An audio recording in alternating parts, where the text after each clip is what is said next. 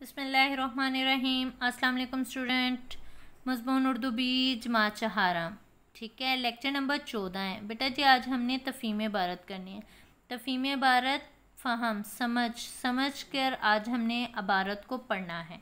ठीक है, और उस इबारत को पढ़ कर फिर हमें चंद सवाल दिए जाएंगे, हमने उनके जवाब देने हैं। तो बेटा जी ये काम आपको पता है आप ज़्यादातर ख़ुद करते हैं। मैं आज इबारत पढ़ूँगी, सवाल पढ़ूँगी, लेकिन जवाब आपने ख़ुद देने हैं।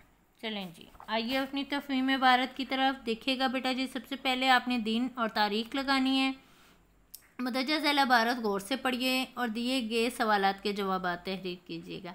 बेटा जी इंसानी आबादी वक्त के साथ साथ तेज़ी से बढ़ती जा रही है। इस तेज़ी से बढ़ती हुई आबादी की वजह से शहर तेज़ी से फैल रहे हैं।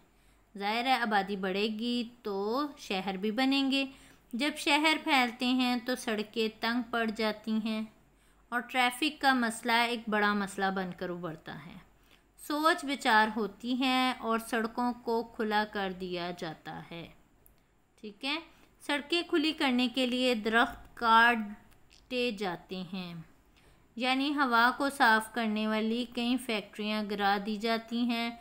लाखों फैक्ट्रियों से मुराद इसमें यही है दरख्त काटने। और लाखों परिंदों से उनके आशियाने छीन लिए जाते हैं, यानी आशियाने उनके घर छीन लिए जाते हैं। ज़ाहिर है दरख्त पर उनके घोंसले होते हैं, जब हम दरख्त काट देंगे तो उनसे उनका घर छीन जाएगा। और तेज़ धूप से भागकर दरख्तों के नीचे पनाह लेने वालों को उन पनाहगाहों से महरूम कर दिया जाता है। ठीक है बेटा जी, अब ये सवाल हैं बढ़ती हुई ट्रैफिक की असल वजह क्या है। आपको पता चल गया होगा क्या वजह है, आपने खुद आंसर देना है। ट्रैफिक का मसला किस वजह से बढ़ता है, ये भी आपको पता चल गया है कि ट्रैफिक का मसला किस वजह से बढ़ता है। सड़कें तंग होती हैं ना, दरख्त क्यों काटे जाते हैं, ये भी आपको पता चल गया होगा। दरख्त काटने के क्या नुकसानात होते हैं, नुकसानात भी आपने तहरीर करने हैं और सब कुछ इबारत में मौजूद है।